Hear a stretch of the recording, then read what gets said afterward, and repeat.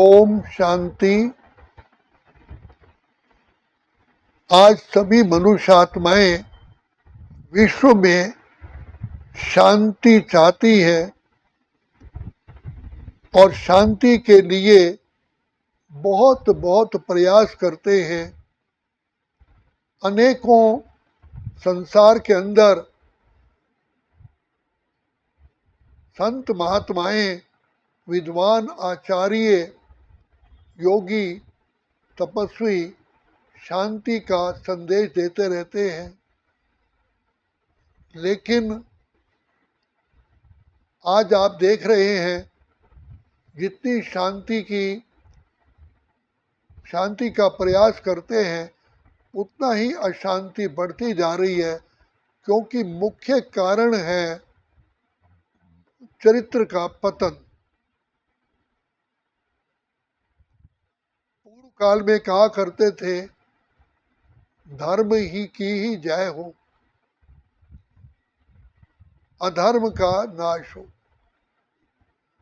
तो धर्म है सत्यता, पवित्रता। आज दोनों ही ये बातें समाप्त हो गई हैं। सबसे पहला सत्य तो ये है कि हम आत्माएं हैं, ये हमारा शरीर है। जब आत्मिक स्थिति में टिकते हैं, समझ में आ जाता है कि मैं आत्मा हूँ, ये मेरा देह है, ये देह केवल मेरा वस्त्र है, मैं आत्मा हूँ, तो दूसरे के शरीर में भी स्वाभाविक रीति से आत्मा ही समझ में आता है, आत्मा ही है। तो आत्मिक दृष्टि से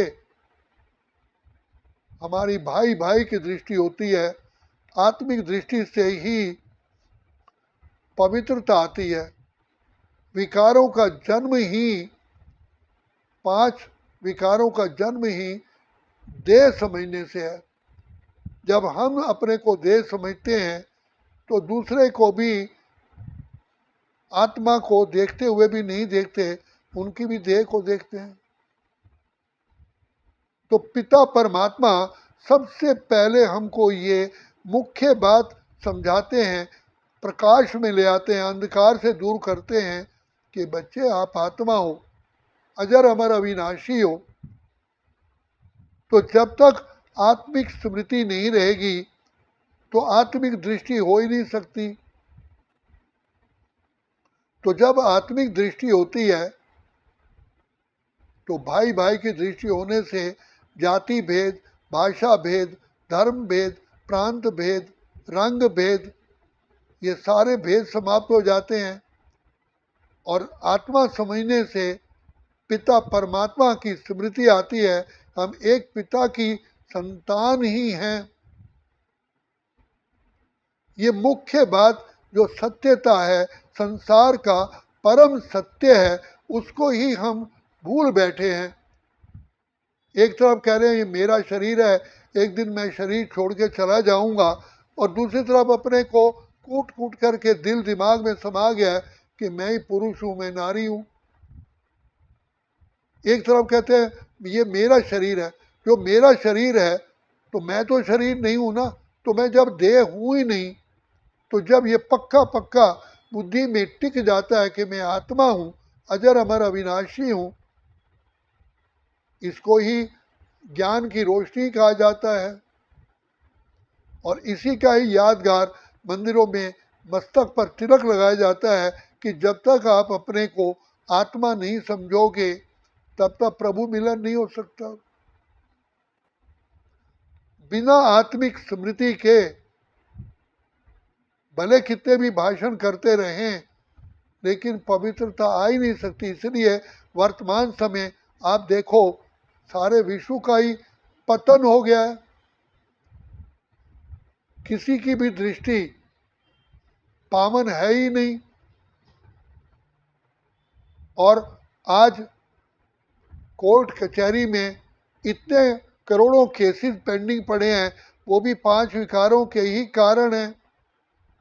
और जेल में जितने भी विक्टिम हैं, अपराधी हैं, सब 5 विकारों के वशीभूत हैं और उससे 1000 गुना बाहर घूम रहे हैं।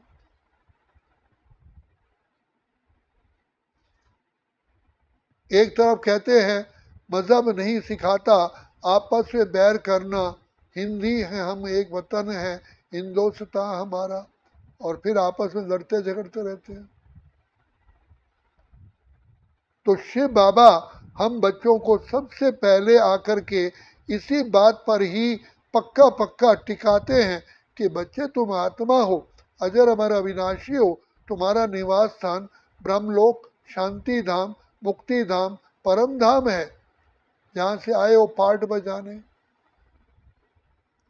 तो ये पक्का करने के लिए बाप कहते बार बार इसका अनुभव करो, रियलाइजेशन करो कि मैं शुद्धात्मा हूँ, मैं आत्मा हूँ, ये मेरा शरीर है, मैं शरीर नहीं हूँ, ये शरीर तो केवल मेरा वस्त्र है, ये जड़ है, ये नाशवान है, ये 5 तत्वों का बना हुआ है। मैं आत्मा हूँ, ज्योति का चमकता सितारा, अजर अमर अविनाशी हूँ, और मैं आत्मा ही इस देह द्वारा सारे कर्म करता हूँ, और मेरे साथ जितने भी संबंधी हैं वो भी आत्माएं ही हैं, आत्माएं ही आई हैं खेल खेलने के लिए।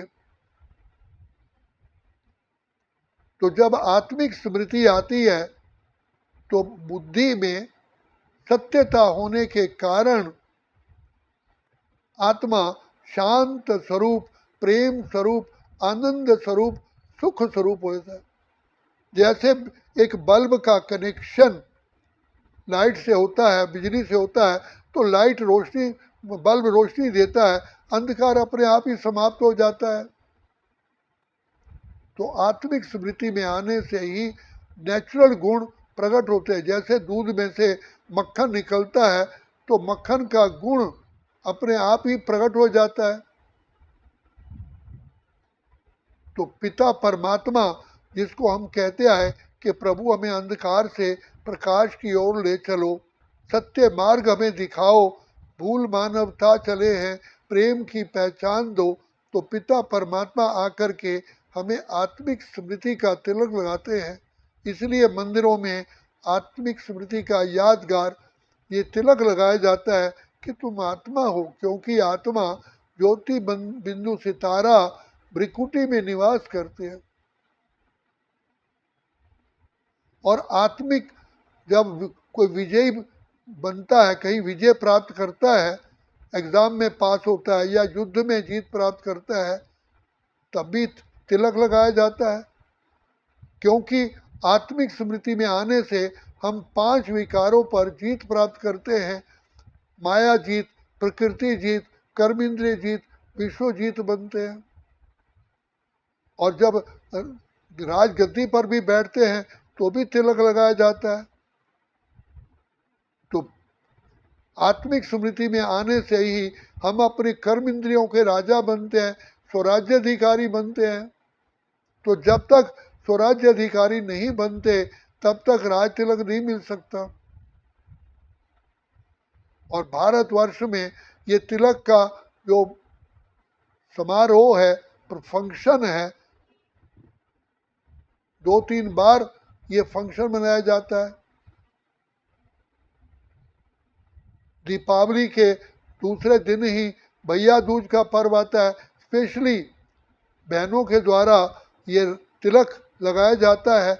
इसी तिलक लगाने से ही हमारा मुख मीठा होता है, अर्थात हम सुख शांति की, आनंद खुशी की प्राप्ति करते हैं। रक्षाबंधन के समय पर भी तिलक लगाया जाता है। जब तक हम आत्मिक स्मृति में नहीं आएंगे, अपने को आत्मा नहीं समझेंगे, हम अपनी रक्षा इन 5 विकारों से कर ही नहीं सकते। दीपावली पर भी जब राज तिलक समारोह होता है तब भी तिलक लगाया जाता है। तो राजा जब भी गद्दी पर बैठता है या जब भी कोई व्यक्ति किसी जगह विजय प्राप्त करता है, उसको पहले तिलक लगाया जाता है। ये भाग्य की निशानी भी तिलक है, आत्मिक स्मृति की भी निशानी तिलक है, विजयी बनने की निशानी भी तिलक है, राज सिंहासन पर बैठने की निशानी भी तिलक है। तो जब आत्माएं, अभी देखो आत्माएं अपने आप को भूल गई हैं, इसलिए संसार में कोई राजा ही नहीं रहा, हम अपनी कर्म इंद्रियों के ही गुलाम बन गए हैं।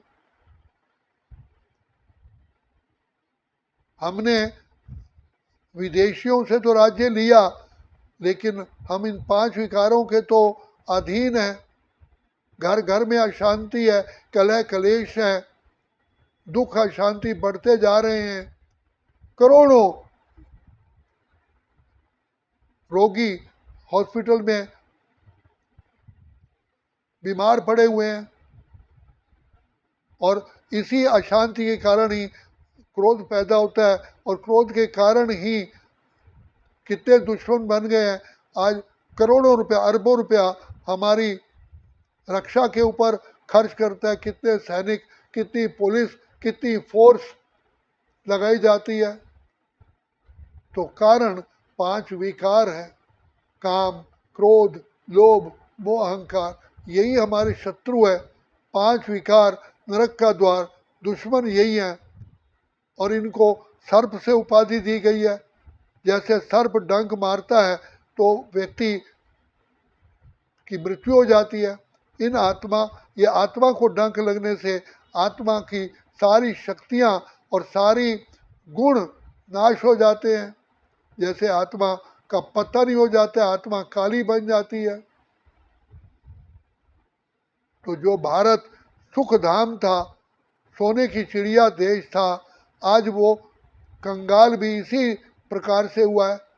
आज चारों ओर झगड़े हैं, अशांति है, इतनी बड़ी पुलिस, इतने बड़े फोर्स होते हुए भी आज संसार के अंदर अशांति, भ्रष्टाचार, पापाचार, दुराचार, अनाचार, व्यभिचार है। इसका एक ही मात्र सॉल्यूशन है, एक ही मात्र इलाज है, आत्मिक स्मृति, आत्मिक ज्ञान। तो जब तक आत्मिक स्मृति नहीं आएगी, जब तक आत्मा रूपी ज्योत नहीं जलेगी, तब तक संसार का ना कल्याण हुआ है, ना हो सकता है। इसलिए दीपावली पर घर घर में दीप जगाए जाते हैं, ये आत्मिक स्मृति का ही यादगार है। हरिद्वार में भी जाते हैं तो एक दोना लेकर के दिया गंगा जल में डालते हैं, तो वास्तव में ज्ञान गंगा जल से ही, ज्ञान को जल कहा गया, ज्ञान गंगा जल से ही हमारा आत्मा रूपी दीपक अर्थात आत्मिक स्मृति सदा रहती है। मैं आत्मा हूँ, ये ज्ञान चाहिए, तो ज्ञान के जल में ही उसको प्रवाहित करते हैं। आत्मा ज्योति है, तो पिता परमात्मा आकर के सबसे पहले स्मृति दिलाते हैं। दुख का कारण ये देह अभिमान है, अपने को आत्मा की बजाय देह समझ बैठे हैं। देह अभिमान ही पतन की जड़ है, आत्मिक स्मृति ही उत्थान की सीढ़ी है। इसलिए कहा जाता है, जोत से जोत जगाते चलो, प्रेम की गंगा बहाते चलो। जब तक आत्मिक स्मृति में नहीं आएंगे, तब तक विकर्माजीत, विकारों पर जीत नहीं प्राप्त कर सकते, और तब तक दुख अशांति पर भी जीत प्राप्त नहीं कर सकते। तब तक हमारे अंदर स्नेह, शांति, प्यार पैदा हो ही नहीं सकता। ये ईर्ष्या, द्वेष, सब की जड़ ही 5 विकार है। संसार का 80% खर्च अपने फोर्स पर ही, मिलिट्री पर, आर्मी पर खर्च हो रहा है, वो भी बच जाएगा। इसीलिए सतयुग त्रेता में 5 विकार नहीं थे, विश्व में शांति थी, सुख था। इसी को ही धर्म कहा जाता है। विकारों के वशीभूत होना ही अधर्म है। हमारा धर्म शांति और पवित्रता है। हमारा धर्म हिंदू, मुसलमान, सिख, ईसाई, पारसी, जैनी नहीं है। अब बाप आकर के यही तभी गीता में कहा, सर्वधर्मान परित्यज्य माम एकम शरणम व्रज। सब देह और देह के धर्मों को भूल करके मेरी शरण में आओ।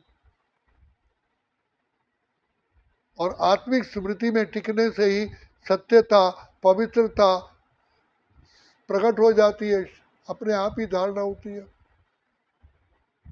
आत्मिक स्मृति ही सुख शांति की जननी है। तो अब अपने को आत्मिक स्मृति में टिकाने से ही हम सदा काल के लिए सुख शांति आनंद खुशी से भरपूर हो सकते हैं, और कोई कारण और कोई तरीका ही नहीं है। अब बाप परमात्मा हमको कहते हैं कि बच्चे अपने को आत्मा समझ मुझ बाप को याद करो तो तुम आत्माएं फिर से पावन बनोगी। इसलिए पवित्र बनो, योगी बनो, और उसके लिए आत्मिक स्मृति में रहना अति आवश्यक है। जब तक बिजली की तार के ऊपर से रबड़ नहीं हटाएंगे तो बिजली की तार में करंट जा ही नहीं सकता। जब तक आत्मा नहीं समझेंगे तब तक हमारी सुख शांति आनंद प्रकट ही नहीं हो सकता। इसलिए बाप बार बार कहते हैं बच्चे विदेही बनो, देश से न्यारे बनो। तो इससे दृष्टि का परिवर्तन से ही सृष्टि का परिवर्तन होगा। अच्छा, ओम शांति, ओम शांति, ओम शांति।